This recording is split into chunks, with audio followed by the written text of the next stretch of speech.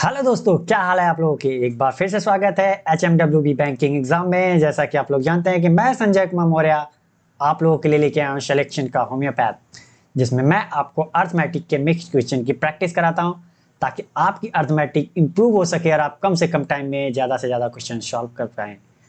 तो चलिए बढ़ते हैं अपने क्वेश्चन की तरफ। लेकिन उससे पहले अगर आपने हमारे वीडियो को लाइक नहीं किया है तो लाइक कर दीजिए, और अभी तक चैनल को सब्सक्राइब नहीं किया है तो प्लीज़ चैनल को सब्सक्राइब भी कर लीजिए, ताकि आपका भी मोटिवेशन बना रहे और मेरा भी। मुझे लगे ना कि जो मैं कंटेंट आपके लिए बना रहा हूँ वो आपके लिए प्रॉफिटेबल है। तो चलिए बढ़ते हैं अपने क्वेश्चन की तरफ। और आज का हमारा पहला क्वेश्चन है ये, इसे पढ़िए, फिर वीडियो रोक करके सॉल्व करने की कोशिश कीजिए, फिर मैं बताता हूँ इसे सॉल्व कैसे करना है। लेकिन उससे पहले आप पढ़िए ध्यान से और वीडियो रोक करके सॉल्व करने की भी कोशिश कीजिए। मैं हर रोज यही आपसे कहता हूँ कि पढ़ने के बाद उसे वीडियो रोक करके सॉल्व कीजिए और कमेंट बॉक्स में आंसर दीजिए, और उसके बाद आप वीडियो फिर प्ले करिए। देखिए आपने जो किया था वो सही है या गलत। ठीक है, तो आप पढ़िए, सॉल्व करिए, फिर मैं बताता हूँ इसे करना कैसे है।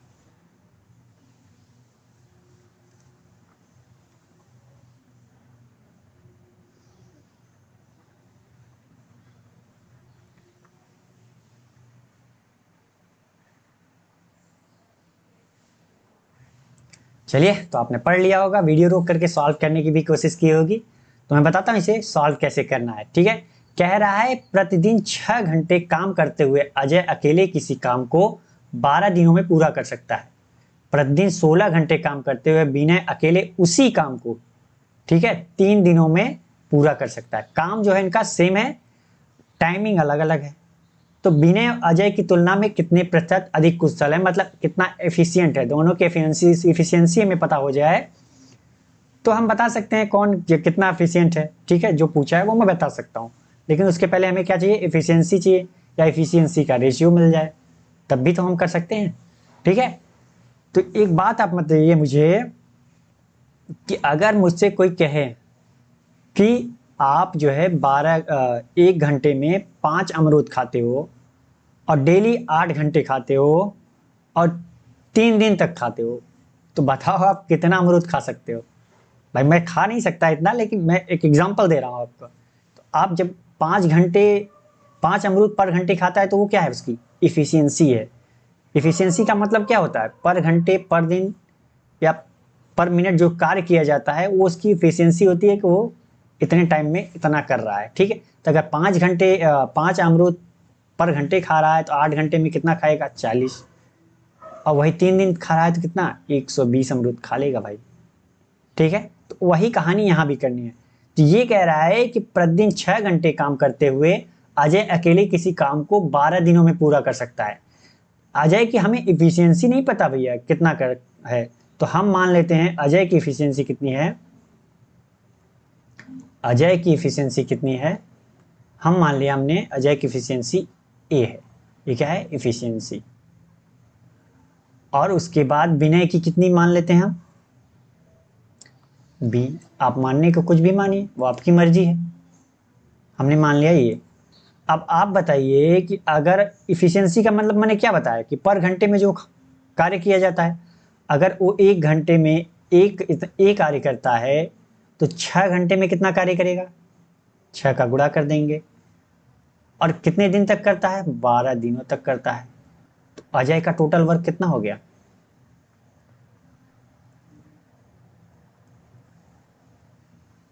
टोटल कार्य कितना हो गया, कुल कार्य, सॉरी टोटल लिख दिया हमने। ठीक है, तो आप समझ लीजिएगा।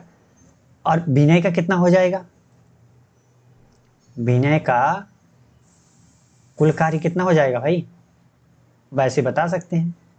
विनय की इफिशियंसी हमने मान रखी है कितना, विनय की इफिशियंसी कितनी है, बी।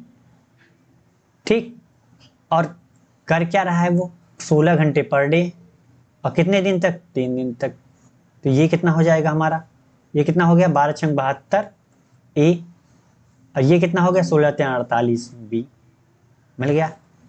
कह रहा है सेम काम, मतलब ये जो कार्य है, ये जो कार्य है ये बराबर है। अजय का कार्य, अजय का कार्य बराबर किसके है, विनय का कार्य का। बोला तो है वो यही है ना कि सेम कार्य है, तो दोनों कार्य क्या होंगे, आपस में बराबर हो जाएंगे। तो कितना है, 72 ए आया है ये, और ये कितना आया है, 48 बी। सॉल्व कर लेते हैं। 24 त्याएं 72, 24 दूना 48, तो यहाँ कितना आ गया, 3a 2b। तो अब क्या करते हैं, ए इधर ही रहने देते हैं, बी को इधर लाते हैं। तो ए और बी का रेशियो कितना आ गया, 2/3। कितना आ गया, ए और बी का रेशियो कितना आ गया, 2/3। अब क्वेश्चन में हमसे पूछ क्या रहा है, आप बताइए कि विनय अजय की तुलना में कितना एफिशिएंट है। विनय अजय की तुलना में, कौन किसकी बात कर रहा है, विनय। विनय अजय से कितना है, एक अधिक है, एक अधिक है। और किससे कह रहा है, अजय से। तो अजय को क्या करेंगे, हम नीचे रखेंगे, और परसेंटेज में चाहिए तो 100 से गुणा कर दिया हमने। तो ये कितना हो गया, 50। 50 में एक का गुणा किया तो 50, मतलब अब कितना अधिक है, 50% अधिक है। साइड जाहिर सी बात पता चल रहा है कि ये दो से एक अधिक है, तो 1/2 मतलब 50%। ठीक है, तो आपको ये क्वेश्चन समझ में आ गया होगा कि मैंने कहना क्या चाह रहा था आपसे। ठीक है, तो चलिए बढ़ते हैं अगले क्वेश्चन की तरफ। और अगला क्वेश्चन हमारा है ये, आप इसे पढ़िए, फिर मैं बताता हूं इसे सॉल्व कैसे करना है, बट आप इसे ध्यान से पढ़िए और सॉल्व करने की कोशिश कीजिए। ठीक है, जितना ध्यान से आप पढ़ेंगे उतना ही आपके लिए अच्छा है, क्योंकि क्वेश्चन पढ़ने से आपको ये पता चल जाएगा कि क्वेश्चन में हमको सॉल्व कैसे करना है, और दिया क्या है और चाहिए क्या हमें, वो पूछ क्या रहा है हमसे, मतलब। ठीक है, तो ये तभी पॉसिबल है जब आप क्वेश्चन को ध्यान से पढ़ेंगे और ज़्यादा से ज़्यादा प्रैक्टिस करेंगे तभी। ठीक है,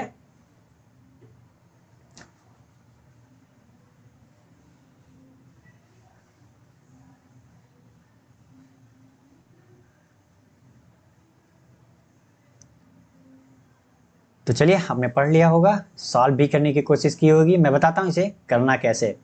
कह रहा है एक कॉलेज में 13 छात्र हैं, एक कॉलेज में 13 छात्र हैं जिनकी औसत आयु 19 वर्ष है। तो टोटल एज कितनी होगी, ऑल स्टूडेंट टोटल एज। चलिए हिंदी में लिख देता हूँ, सभी छात्रों की कुल आयु कितनी होगी।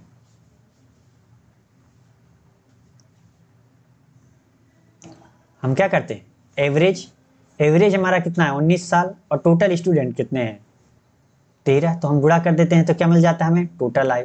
तो ये कितना हो गया, 13 दूना 26, 260 में से 13 गया कितना, 247 आ गया हमारा टोटल एज, 247 साल। कह रहा है यदि 24 वर्ष आयु का एक छात्र कॉलेज छोड़कर चला जाता है, ठीक है, तो शिक्षक सहित 6 शेष छात्रों की औसत आयु 21 वर्ष पाई गई। तो एक स्टूडेंट चला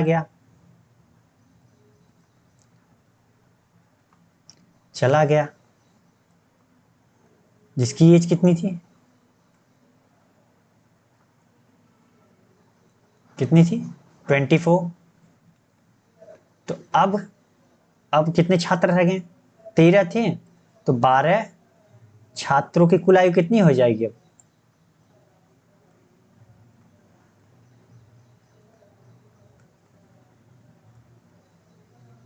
12 छात्रों की कुल आयु कितनी हो जाएगी, अब 247 थे, एक छात्र चला गया मतलब 24 चला गया, तो बचा कितना, 2 2 3, 223। ठीक, अब टोटल आयु कितनी बची, 223। कह रहा है कि तो शिक्षक सहित शेष छात्र, मतलब एक शिक्षक है, मतलब अब 12 स्टूडेंट और एक शिक्षक, 12 स्टूडेंट प्लस एक टीचर की कुल आयु कितनी है,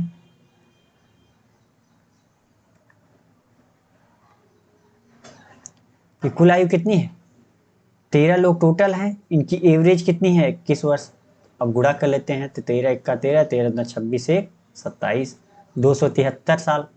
ये 223 है, ये 273 साल हो गया पूरा टोटल एज उनकी। तो अब क्या है कि 12 छात्रों की अगर एज टोटल पता है और 12 छात्र और एक टीचर की आयु पता है, तो हम क्या करते हैं, टीचर की एज तो निकाल ही सकते हैं ना घटा के। टीचर की आयु कितनी हो जाएगी भाई?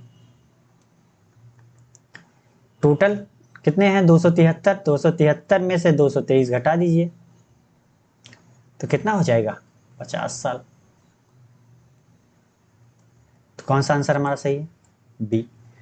तो जितना मैं लंबा आपको बता रहा हूं इतना लंबा नहीं करना भाई साहब, आपकी प्रैक्टिस पे डिपेंड करता है कि आप कितना छोटा सा छोटा कर सकते हैं। ठीक है, ये तो मैंने लिखा है इसलिए इतना लंबा हो रहा है। ये चीजें आपको लिखनी नहीं है एग्जाम में, कि ऐसा नहीं है कि पूरी हिस्ट्री लिखनी है, बस आपको समझ में आ जाए बस उतना ही लिखना है। और आप कितना प्रैक्टिस करते हैं वो आप पे डिपेंड करेगा कि कितना लिखेंगे। ठीक है, समझ में आ गया होगा। बढ़ते हैं अगले क्वेश्चन की तरफ। और अगला क्वेश्चन हमारा ये है, आप इसे पढ़िए फिर मैं बताता हूं इसे सॉल्व कैसे करना है। ठीक है, बशर्ते आप इसे ध्यान से पढ़िए।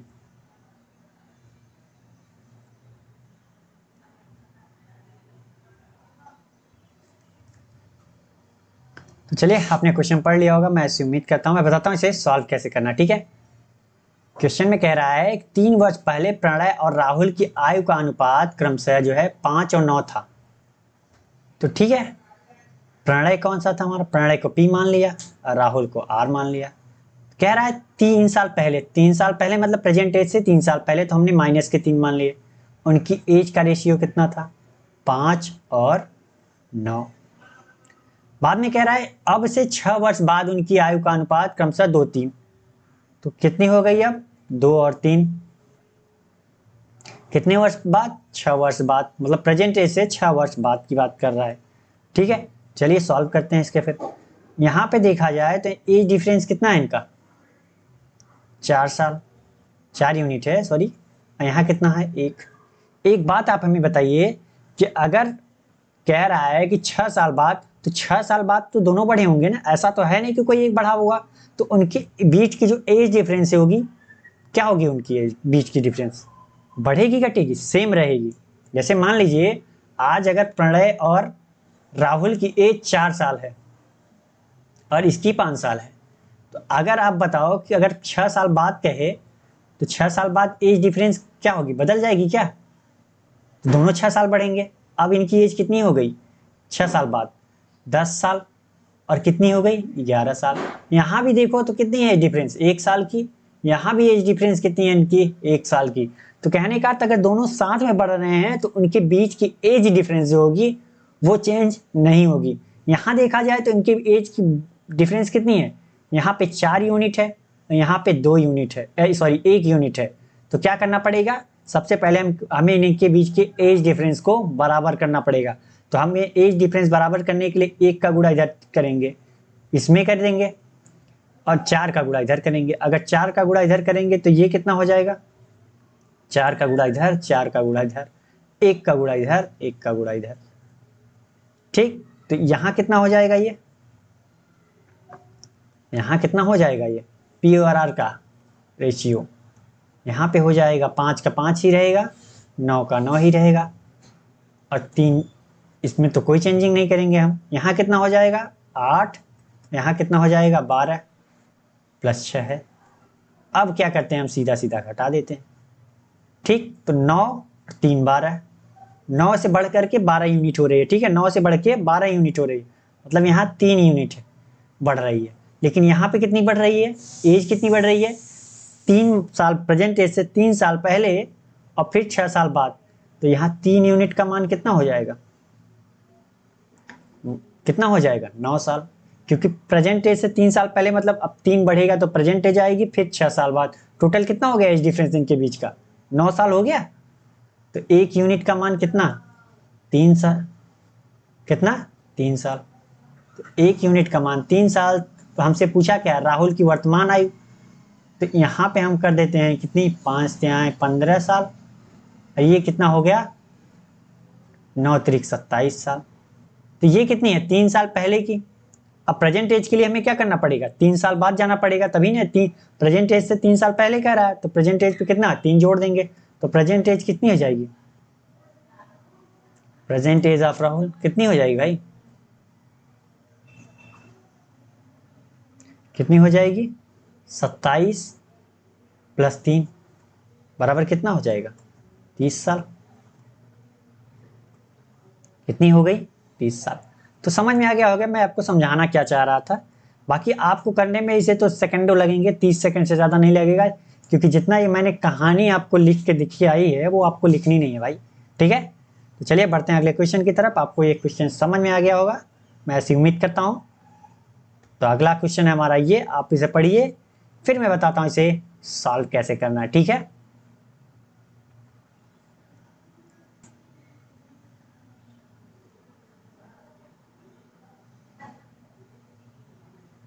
चलिए आपने क्वेश्चन पढ़ लिया होगा, मैं ऐसे उम्मीद करता हूं। मैं बताता हूं इसे सॉल्व कैसे करना है। कह रहा है किसी भिन्न का अंश उसके हर के दोगुने से एक अधिक है। तो हम क्या मान लेते हैं, न्यूमरेटर क्या मान लेते हैं हम,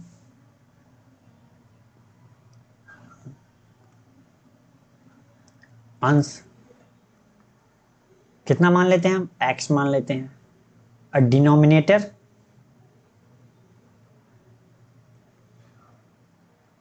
डिनोमिनेटर हम मान लेते हैं, हर जिसे कहते हैं उसको हम मान लेते हैं y। कह रहा है भिन्न का अंश, अंश क्या है x, उसके हर के दुगना, हर का दुगना कर दिया हमने, से एक अधिक है, एक अधिक कर दिया, ठीक, बराबर। तो ये क्या है, बराबर हो गया। कह रहा है कि किसी भिन्न का अंश उसके हर के दुगने से एक अधिक है। अगर मैं हर का दुगना करके एक अधिक कर दूं तो ये क्या हो जाएंगे, आपस में अब बराबर हो गए। तो ये हमारा हो गया इक्वेशन नंबर 1। आगे कह रहा है यदि अंश में 5 और हर में 6 की वृद्धि की जाए, अंश में 5 की वृद्धि कर दिया और हर में कितने की वृद्धि किया, 6 की वृद्धि कर दिया, तो ये भिन्न क्या हो जाएगी, अब 8:5 हो जाएगी। तब सॉल्व कर लेते हैं। तो यहां से कितना हो जाएगा, ये x बराबर हमें पता है, तो x का मान रख दिया 2i + 1 + 5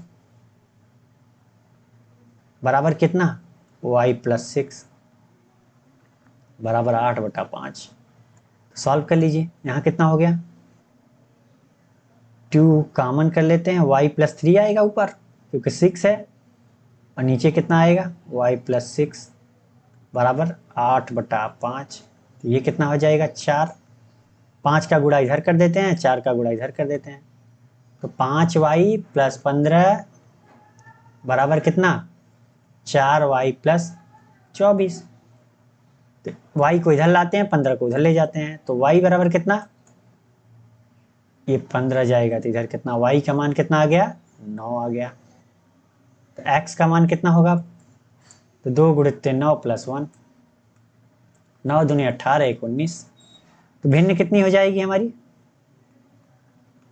फ्रैक्शन कितनी होगी हमारी, अंश बटा हर, अंश का मान कितना है 19, हर का मान 9। कौन सा हमारा हो गया, 19/9, कौन सा सही है, डी। ठीक, तो समझ में आ गया होगा, बहुत हार्ड क्वेश्चन नहीं था, बहुत सिंपल था। तो बढ़ते हैं अगले क्वेश्चन की तरफ। अगला क्वेश्चन हमारा ये है, आप इसे पढ़िए, फिर मैं बताता हूँ इसे सॉल्व कैसे करना है, बट आप वीडियो रोक करके सॉल्व करने की भी कोशिश जरूर कीजिए, ठीक है। देखने से काम नहीं चलेगा भाई, सॉल्व भी कीजिए, और सॉल्व करने के बाद कमेंट बॉक्स में आंसर जरूर दीजिए। तो चलिए आप करिए, फिर मैं बताता हूँ इसे करना कैसे है।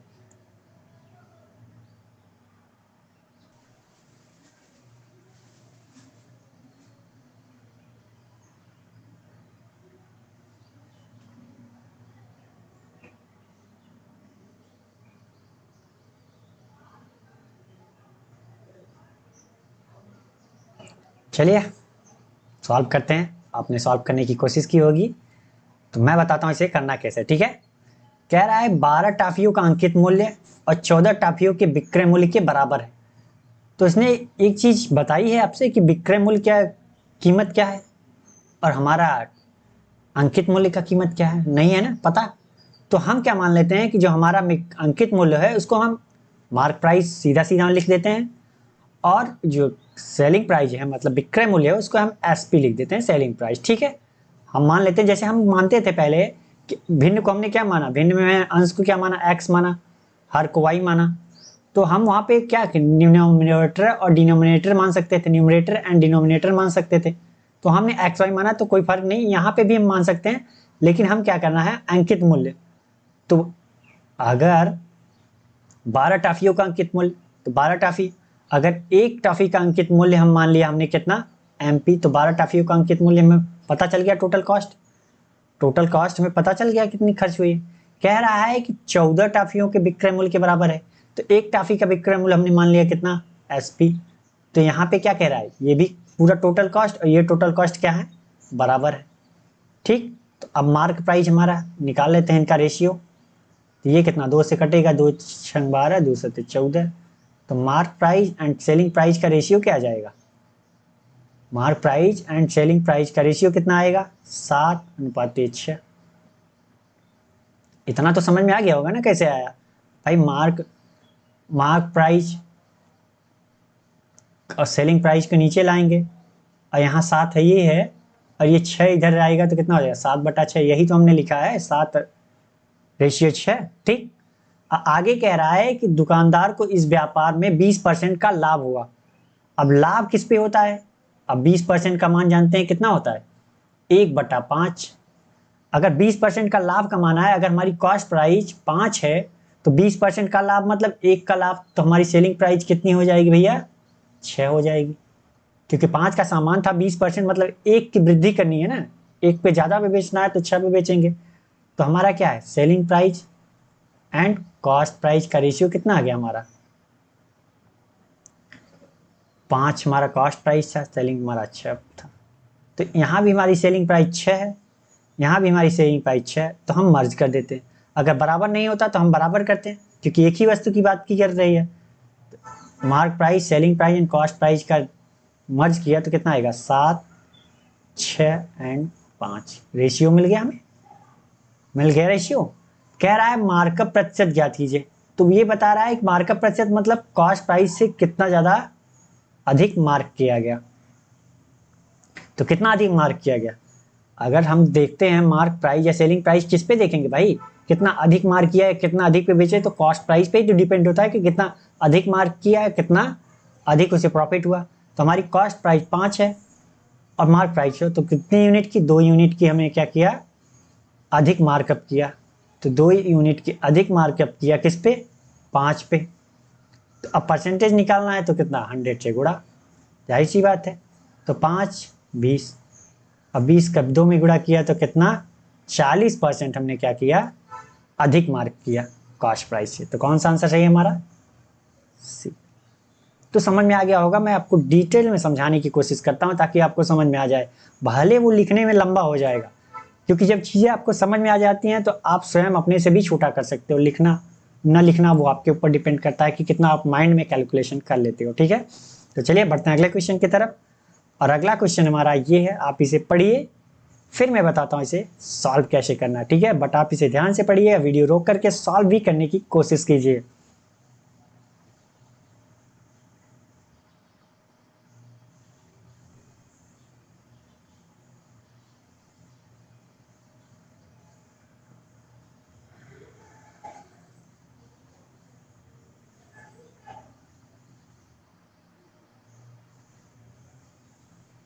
तो चलिए, आपने पढ़ लिया होगा, मैं ऐसे उम्मीद करता हूँ। मैं बताता हूँ इसे सॉल्व कैसे करना है। कह रहा है नल ए और नल बी की तुलना में 40% कम कुशल है और दोनों नल मिलकर टैंक को 109/4 घंटे में भर सकते हैं।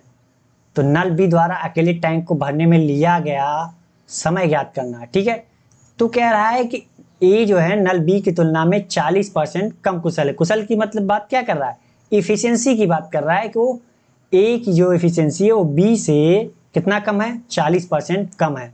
तो आपको पता है कि 40% का मान कितना होता है, कितना होता है, 2/5। अगर हमारी बी जो है वो 5 है तो ए क्या कह रहा है कि 40% कम है, मतलब 40 कम है मतलब 2 कम है, बी से 2 कम है। तो अगर हमारी ए और बी की इफिशियंसी का रेशियो देखा जाए तो अगर हमारी बी 5 है तो ए कितनी होगी हमारी, 3। एक चीज आपको याद रखनी है कि बोलता है ना कि नल बी की तुलना से में, जिससे तुलना की जाती है उसको हम क्या करते हैं, नीचे वाला मानते हैं, और बाकी उसके बाद देखते हैं कि कितना कम हो रहा है, कितना बेसी हो रहा है, तो वो कम हो रहा है तो घटा देते हैं इससे, ज्यादा हो रहा है तो इसमें क्या करते हैं, जोड़ देते हैं। ठीक है, ये बात याद रखनी, जिसकी तुलना हम करते, जिससे तुलना करते हैं वो नीचे हमेशा होता है। ठीक है, अगर आप प्रैक्टिस करते रहेंगे तो ये चीजें फिर नॉर्मल लगने लगेंगी। ठीक है, तो चलिए हमें क्या पता चल गया, इनकी इफिशियंसी का रेशियो पता चल गया। ठीक, अगर रेशियो पता चल गया तो हम अगर मान लें कि हमारी इनकी ए की इफिशियंसी कितनी है 3x, अब बी की 5x। आप नहीं भी मानोगे तो कोई दिक्कत नहीं, क्योंकि लास्ट में ये कटना है x, रेशियो में जहाँ आए वो कटना है, लेकिन मान करके आप क्वेश्चन को सॉल्व आसानी से करते हैं। कैसे? ताकि आपको समझ में आए। ठीक है, तो हमने मान लिया ए की इफिशियंसी कितनी है 3x, अब बी की कितनी है 5x। कह रहा है दोनों नल मिलकर टैंक को 109/4 घंटे में भर सकते हैं। तो दोनों मिल करके 109/4 घंटे में भरते हैं, तो ए प्लस बी द्वारा टोटल कार्य कितना किया गया, कुल कार्य कितना किया गया, तो बता सकते हैं ना। कार्य के लिए क्या चाहिए हमें भाई, इफिशियंसी चाहिए टोटल, और टोटल टाइम चाहिए। Total efficiency and total time, तो इफिशियंसी कितनी है हमारी, दोनों की इफिशियंसी है, दोनों साथ में काम कर रहे हैं, तो इनकी इफिशियंसी कितनी हो गई 8x, तो 8x कर दिया। टाइम कितना है 109/4 घंटे, तो कर दिया गुणा, 4 दूनी 8, 2x, तो यहाँ कितना आ गया हमारा 218x आ गया, टोटल वर्क हमारा आ गया। ठीक, कितना आ गया तो 218 टोटल वर्क। आगे कह रहा है कि नल बी द्वारा अकेले टैंक को भरने में लिया गया समय। अब जो टैंक टोटल भरी है वो कितनी है 218x। ठीक है, टैंक जो भरी है वो कितनी भरी है 218। तो अगर अकेले बी भरना चाहे तो कितना टाइम लेगा, तो अकेले बी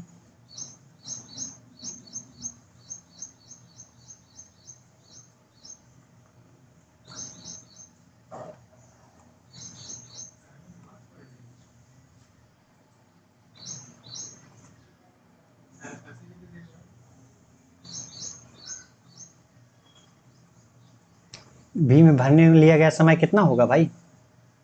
आज समय के लिए हमें क्या चाहिए, टोटल वर्क बटा इफिशियंसी। टोटल वर्क में अगर हम इफिशियंसी से भाग दे दें तो क्या मिल जाएगा हमें, टाइम मिल जाएगा। तो टोटल वर्क हमारा कितना है 218x, और इफिशियंसी कितनी है हमारी, बी की इफिशियंसी कितनी है भाई, यही तो है 5x, तो 5x से भाग दे दिया, तो x x कैंसिल, तो यहाँ पे करते हैं 5 चौका 20, 5 तिहाई 15, 5 छक्का 30, कितना टाइम लगेगा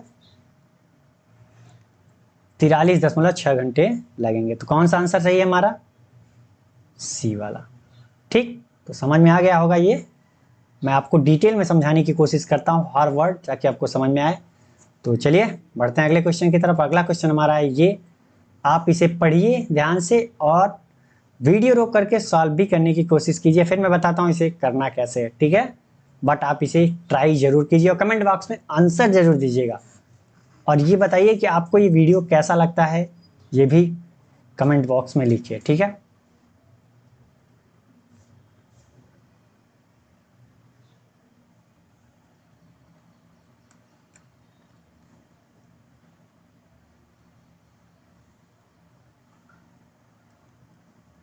तो चलिए क्वेश्चन आपने पढ़ लिया होगा, मैं ऐसी उम्मीद करता हूँ। मैं बताता हूँ इसे सॉल्व कैसे करना है। कह रहा है शांत जल में नाव ए और बी की गति का अनुपात 3 और 4 है।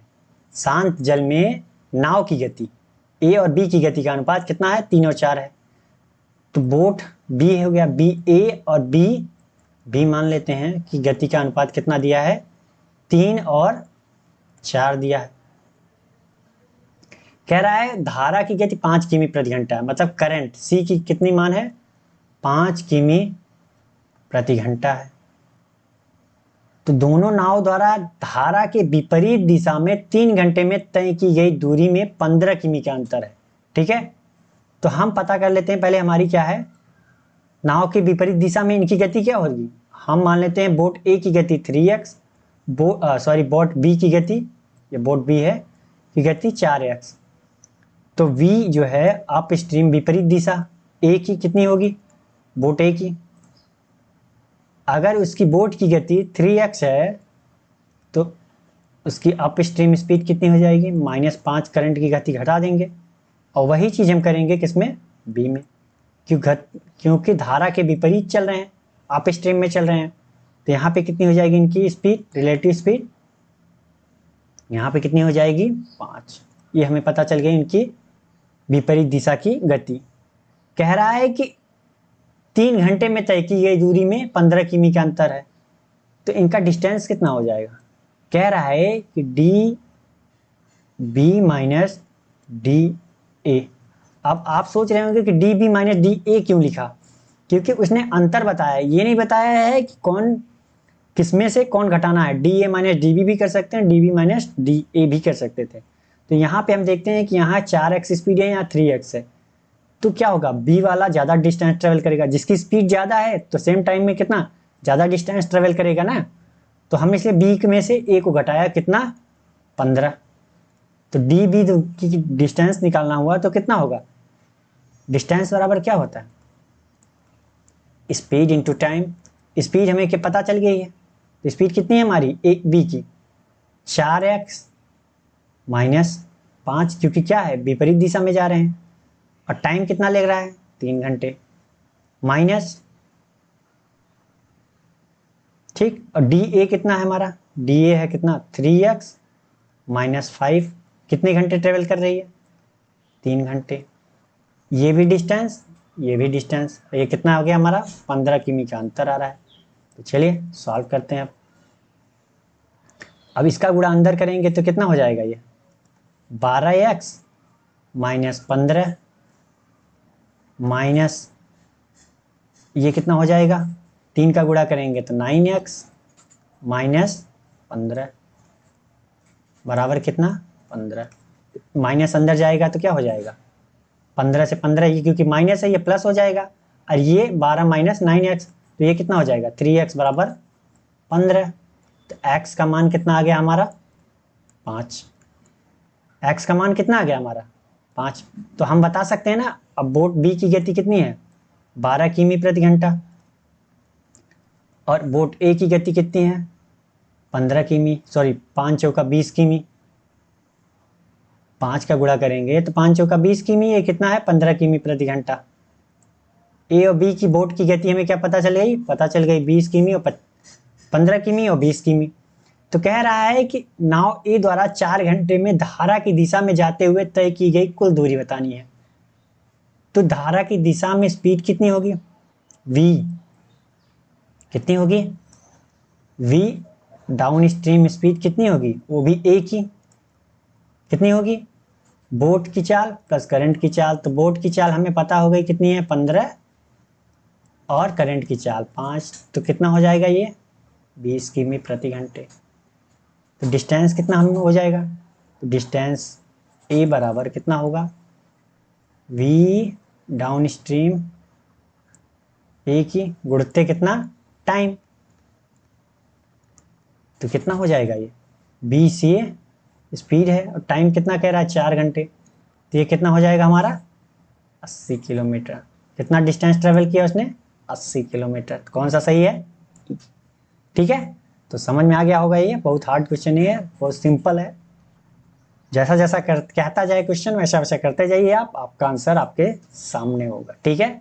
चलिए पढ़ते हैं अगले क्वेश्चन की तरफ। और अगला क्वेश्चन हमारा है ये, और ये कितना है 8वां है, सॉरी 4था मैंने लिख दिया, तो ये कौन सा है 8वां है, ठीक। तो आप इसे पढ़िए, फिर मैं बताता हूँ इसे सॉल्व कैसे करना है, ठीक है। बट आप इसे ध्यान से पढ़िए, सॉल्व कीजिए। ये भी सवाल बहुत हार्ड नहीं, बहुत सिंपल है, बशर्ते आपको पढ़ना है ध्यान से और सॉल्व करना है, ठीक।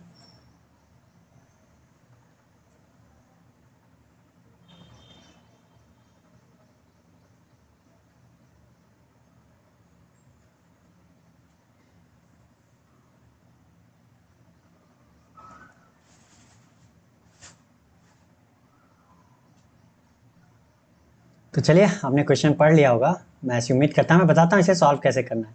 खैर राजीव और सोनू ने एक व्यवसाय शुरू किया। पहले वर्ष के अंत में उन्हें क्रमशः जो है 4:5 के अनुपात में लाभ प्राप्त हुआ। यदि सानू ने राजीव की तुलना में 1800 अधिक निवेश किया था तो सानू द्वारा किया गया कुल निवेश कितनी था, ठीक है। तो एक बात बताइए, हम राजीव को आर मान लिए यहाँ और सानू का यस, तो इनके प्रॉफिट का रेशियो दे रखा है कितना है 4:5, और टाइम का रेशियो दे रखा है कितना टाइम का रेशियो नहीं दिया, लेकिन उसने बोला है कि 1 साल के अंत में, मतलब 12 महीने दोनों ने इन्वेस्ट किया, 12 महीने 12 महीने, ठीक है। तो कह रहा है, एक बात आप बताइए, प्रॉफिट बराबर क्या होता है? टाइम इंटू इन्वेस्टमेंट का रेशियो है, तो मल्टीप्लाई तो होता है प्रॉफिट का मान, ठीक है। एक चीज है, टाइम और इन्वेस्टमेंट जो है का गुणा करने पर हमें एग्जैक्ट प्रॉफिट नहीं मिलती भाई। बस ये बात याद रखनी है कि उसी अनुपात में हम क्या करते हैं, प्रॉफिट को डिवाइड करते हैं। तो प्रॉफिट बराबर क्या, टाइम मल्टीप्लाई इन्वेस्टमेंट। तो अगर हमें इन्वेस्टमेंट चाहिए तो हम क्या करेंगे भाई, प्रॉफिट का जो रेशियो है उसमें टाइम के रेशियो से भाग दे दें तो हमें क्या मिल जाएगा, इन्वेस्टमेंट का रेशियो। तो यहाँ पे हमें प्रॉफिट का रेशियो मिल गया है और ये टाइम है हमारा। टाइम का रेशियो क्या है, 1/1, क्या है 1/1।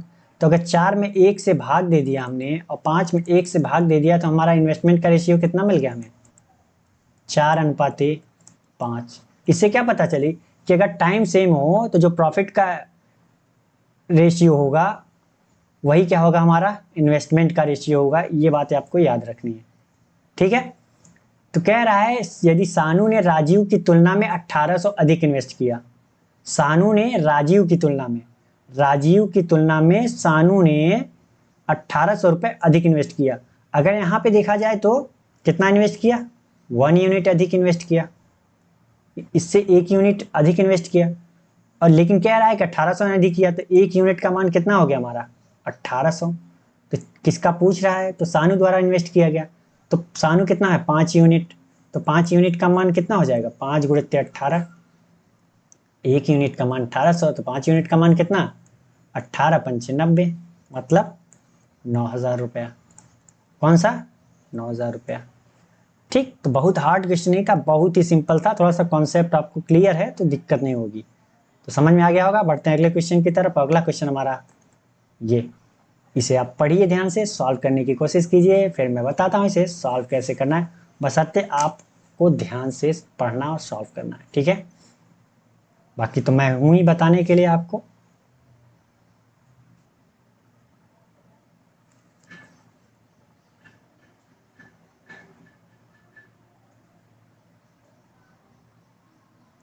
तो चलिए, आपने पढ़ लिया होगा, वीडियो रोक करके सॉल्व भी करने की कोशिश की होगी। मैं बताता हूँ इसे करना कैसे, ठीक है।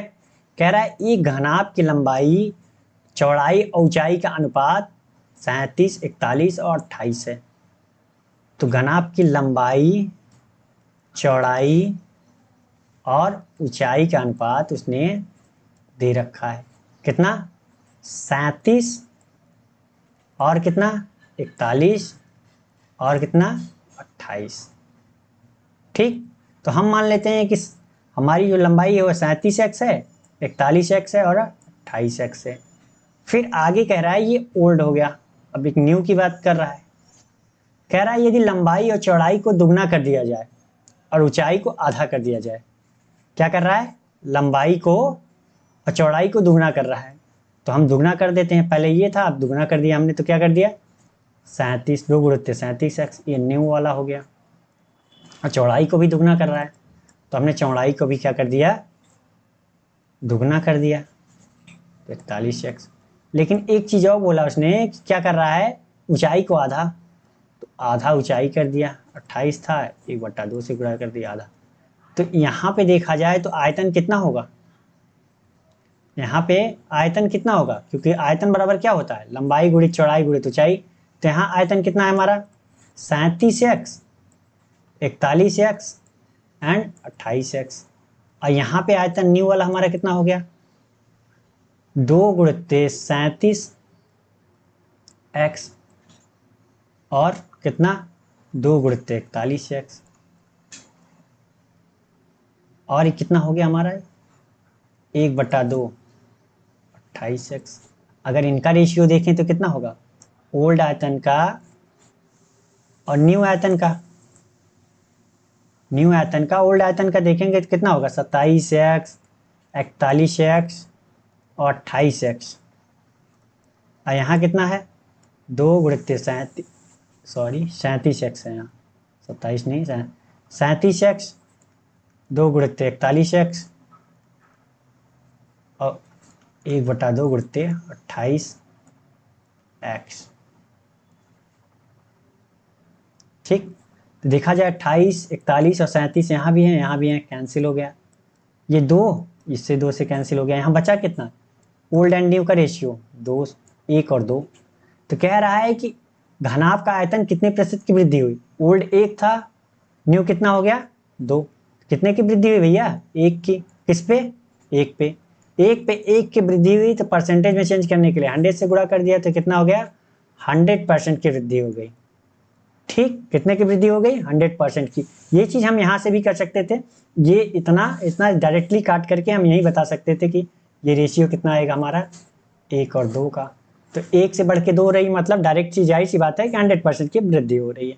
तो ये प्रैक्टिस जब करेंगे तो ये चीजें आपको फिर इतनी लंबी लिखने की जरूरत नहीं पड़ेगी। ठीक है, और जो मैंने 37 है, 41 है, 28 है, ये भी लिखने की जरूरत नहीं है आपको। उसको एक एक एक मान लेंगे और कितनी वृद्धि हो रही है वो गुणा कर लेंगे, सॉल्व हो जाएगा। ठीक है, लेकिन प्रैक्टिस करनी पड़ेगी उसके लिए आपको। ठीक है, बढ़ते हैं अगले क्वेश्चन की तरफ। अगला क्वेश्चन हमारा है ये, आप इसे ध्यान से पढ़िए, फिर सॉल्व करने की कोशिश कीजिए, फिर मैं बताता हूँ इसे सॉल्व कैसे करना है। ठीक है,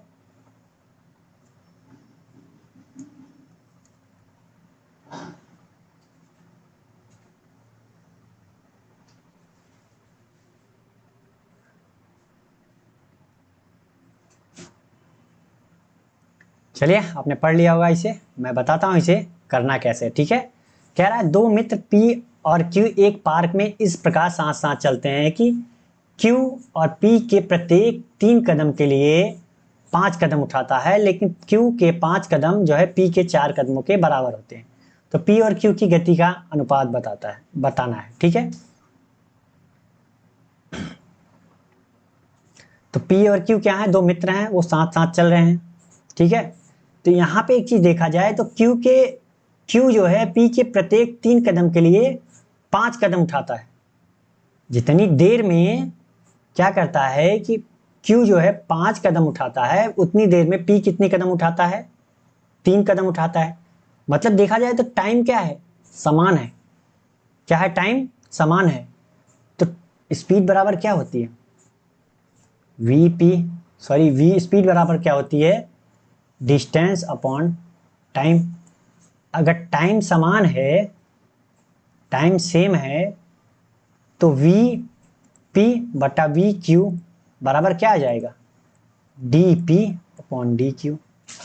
मतलब उनकी स्पीड के हिसाब से ही उनकी जो होगी वो डिस्टेंस होगी। तो यहाँ पे टाइम समान है तब। तो कह रहा है कि क्यू के 5 पी के प्रत्येक 3 कदम के लिए क्यू कितना उठाता है? 5 कदम उठाता है। ठीक है, तो एक कदम में कितनी डिस्टेंस ट्रेवल करता है वो आपको पता है? P या Q कितनी कदम ट्रेवल करता है वो आपको नहीं पता। तो हमने मान लिया कि P द्वारा एक कदम चलने में चली गई दूरी, एक कदम में x दूरी तय करता है।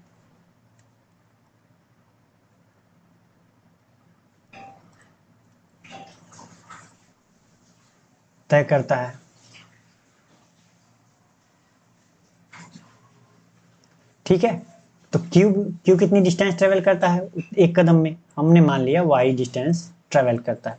इतना समझ में आ गया? अब आप बताइए कि अगर P के 3 कदम के लिए Q कितना 5 कदम चलता है, तो P के 3 कदम में कितनी डिस्टेंस ट्रेवल होगी? यहाँ पे P और DQ का मान अगर डिस्टेंस निकालना चाहूँ मैं, तो P एक कदम में x दूरी तय करता है, तो 3 कदम में कितनी दूरी तय करेगा? 3x। और Q कितनी डिस्टेंस ट्रेवल करेगा? अगर एक कदम में y डिस्टेंस ट्रेवल करता है तो 5 कदम चल रहा है यहाँ, तो कितनी डिस्टेंस ट्रेवल किया इसने? 5y।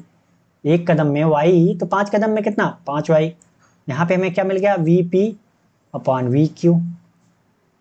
ये हमें मिल गया, ये हमारा इक्वेशन नंबर 1 हो गया। अब आगे कह रहा है लेकिन Q के 5 कदम P के 4 कदमों के बराबर है।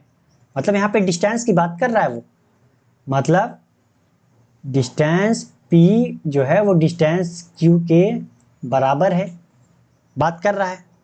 लेकिन वो बता रहा है एक चीज, डिस्टेंस बराबर कब है? कि Q के 5 कदम। अब बताइए Q एक कदम में कितना चल रहा है? y। तो 5 कदम में कितना चलेगा, 5y। और p 1 कदम में कितना चल रहा है, x, तो p के 4 कदम कितना चलेगा, 4x। ये बात समझ में आ गई आपको। अब यहां से हम एक्स वाई का मान निकाल लेते हैं। तो x बटा वाई बराबर कितना हो जाएगा, 5/4। अब एक्स वाई का मान किस में रख देते हैं, एक्स बटा वाई का मान, एक्स वाई का मान हम किस में रख देते हैं, इक्वेशन नंबर 1 में।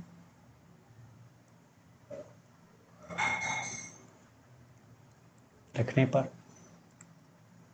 अब रख दिया हमने, तो वी पी और वी क्यू 3/5 है। एक्स बटा वाई का मान कितना है, 5/4। ठीक, तो 5 से 5 कैंसिल, कितना आ गया, 3/4। तो V P and we Q का रेशियो कितना आ गया भाई, 3:4। यही हमारा क्या था, यही तुम्हारी स्पीड है भाई। वी पी वी क्यू क्या है, यही तुम्हारी क्या है, गति है। तो कितना कौन सा सही हमारा, ये वाला। तो समझ में आ गया होगा, क्योंकि इसमें ज़्यादातर बच्चों को कन्फ्यूजन होता है। शुरू शुरू में जब मैं भी पढ़ रहा था तो काफ़ी कन्फ्यूजन थी, तो मैंने इसको समझाने के लिए आपको पूरा प्रॉपर तरीके से समझाया है। ठीक है, तो समझ में आ गया होगा, मैं ऐसी उम्मीद करता हूँ। बढ़ते हैं अगले क्वेश्चन की तरफ। और अगला क्वेश्चन हमारा ये है, आप पढ़िए इसे, फिर मैं बताता हूँ इसे सॉल्व कैसे करना है। बशर्ते आप इसे ध्यान से पढ़िए और सॉल्व करने की कोशिश कीजिए। ठीक है, जितना ध्यान से आप पढ़ेंगे वो आपके लिए अच्छा है, क्योंकि क्वेश्चन जो समझ में आ जाता है उसका आंसर निकालने में हमें प्रॉब्लम नहीं होती है। कहीं ना कहीं से घुमा फिरा के हम उसका आंसर निकाल ही लेते हैं। ठीक है, तो चलिए आप करिए, फिर मैं बताता हूँ इसे सॉल्व कैसे करना है।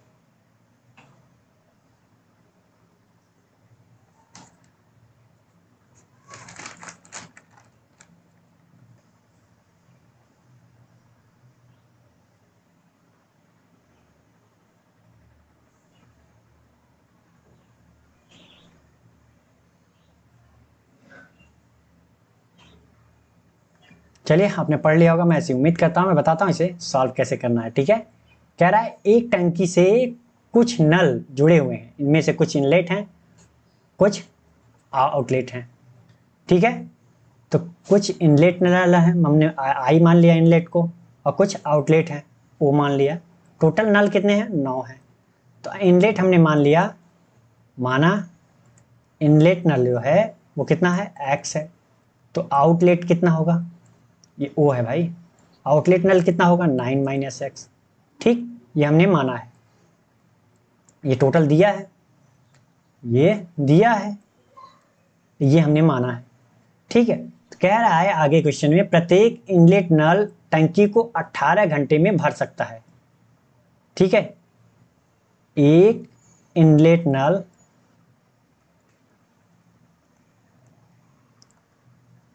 टंकी को कितने देर में, 18 घंटे में भरता है। हम मान लेते हैं उसने कितना कार्य किया, टोटल एक कार्य किया। भरना मतलब एक कार्य कंप्लीट कर दिया उसने।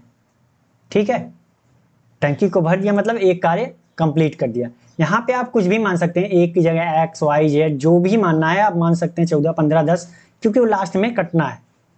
ठीक है, तो हमने क्या मान लिया कि वो एक कार्य कंप्लीट कर लिया।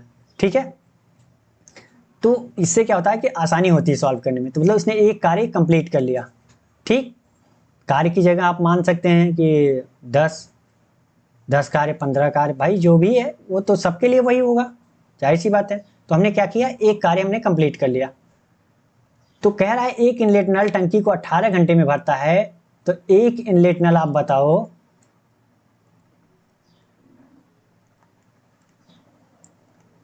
टंकी को 1 घंटे में कितना भरेगा, तो क्या हो जाएगा, 1/18। अब यही बात करते हैं हम, x अगर इनलेट नल है हमारे पास, तो x इनलेट टंकी को कितने देर में भरेगा, 1 घंटे में कितना भरेगा x इनलेट नल, तो कितना हो जाएगा, x/18। इतना समझ में आ गया। आप चलते हैं बी की तरफ, आउटलेट नल की तरफ। अब एक आउटलेट नल है,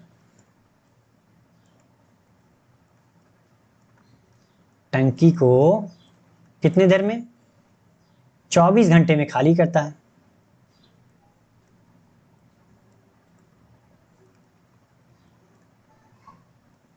चौबीस घंटे में खाली करता है।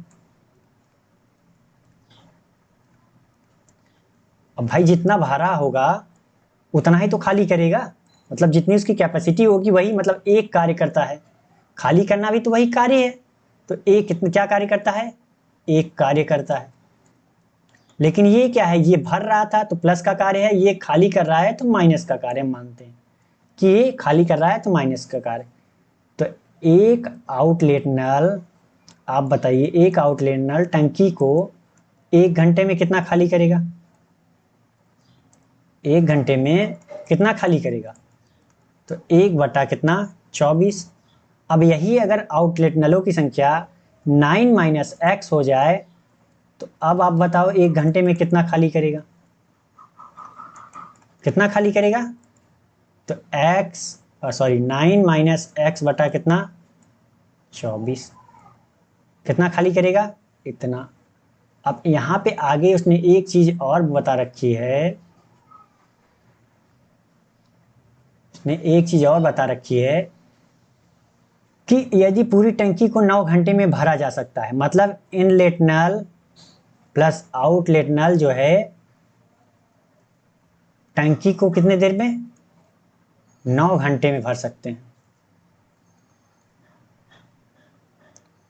9 घंटे में टंकी को 9 घंटे में भरते हैं। मतलब क्या किया भाई, टंकी तो एक ही है ना, वही कार्य कर रहे हैं, मतलब एक कार्य कर रहे हैं, टंकी को तो भर रहे हैं, एक कार्य कर रहे हैं।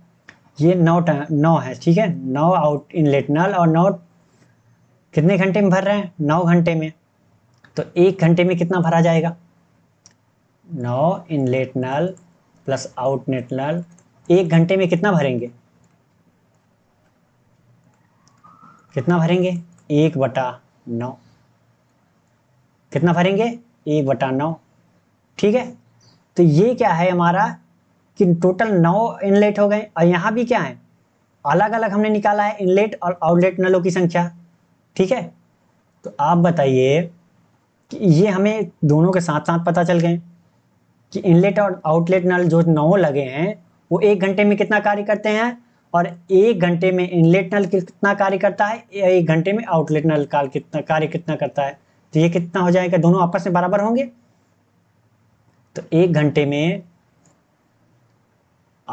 इनलेट नल प्लस 1 घंटे में आउटलेट नल बराबर कितना, 1 घंटे में दोनों द्वारा किया जाए आउटलेट प्लस इनलेट कार्य बराबर होगा। भाई कार्य तो दोनों कर रहे हैं ना, वो अलग अलग कर रहा है, ये एक में कर रहा है, कार्य तो सेम वही कर रहे हैं। तो ये कितना हो जाएगा, ये x/18 ये भर रहा है, और ये कितना कर रहा है घंटे में खाली 9x/24 खाली कर रहा है, और यहाँ पे कितना आ रहा है 1/9 भर रहा है। तो अब सॉल्व कर लेते हैं हम, ये कितना हो जाएगा 72, इसका एलसीएम 18 चौक 72, तो यहाँ 4x माइनस 24 ना 48 72, मतलब 39x, इतना तो कर ही सकते हैं सॉल्व। तो 1/9, तो इसके कितना हो जाएगा 9 × 72, 8 का गुणा उधर किया, तो ये कितना हो जाएगा 4x माइनस 9 × 3 = 27, ये कितना हो जाएगा प्लस का 3x, ये कितना हो जाएगा 8, ये 27 इधर जाएगा तो कितना हो जाएगा 35, 7x बराबर 35, तो x बराबर कितना 5, x बराबर 5। तो ये हमने क्या माना था इनलेट नल, इनलेट नल कितना माना था हमने, x ही तो माना था। तो हमसे पूछा है क्या आउटलेट नल, तो आउटलेट नल कितना होगा, ये हमारा आउटलेट नल कितना होगा 9 - 5 बराबर कितना 4, ठीक, कितना हो जाएगा 4। तो समझ में आ गया होगा भाई, मैंने समझाने के लिए पूरा प्रॉपर इतना बड़ा लिखा है ताकि आपको समझ में आ जाए। एग्जाम में आप जब बैठोगे या प्रैक्टिस करोगे तो ये चीज़ें आपके माइंड में, मैं बता रहा हूँ कि 80% आप अपने माइंड में कर लोगे, क्योंकि ये चीज़ें लिखनी नहीं है भाई, वहाँ आपको किसी को एक्सप्लेन नहीं करनी है, ठीक है, सिर्फ आंसर देना है। अब वो जितना प्रैक्टिस करेंगे उतना ही अच्छा है आपके लिए, ठीक है। तो समझ में आ गया होगा। सबसे बड़ी बात होता है समझना क्वेश्चन को। अगर क्वेश्चन समझ में आ गया तो आप आधा कैलकुलेशन अपने माइंड में ही कर लेते हो, ये आपको भी पता है, ठीक। तो चलिए आज के लिए बस इतना ही। अगर ये वीडियो आपको पसंद आई हो तो लाइक करें और अपने दोस्तों के साथ शेयर जरूर करें ताकि उनका भी भला हो सके। और अभी तक आपने सब्सक्राइब नहीं किया तो प्लीज़ सब्सक्राइब कर लीजिए। मिलते हैं नेक्स्ट वीडियो में एक नए क्वेश्चन और एक नए जोश के साथ। तब तक के लिए बाय बाय।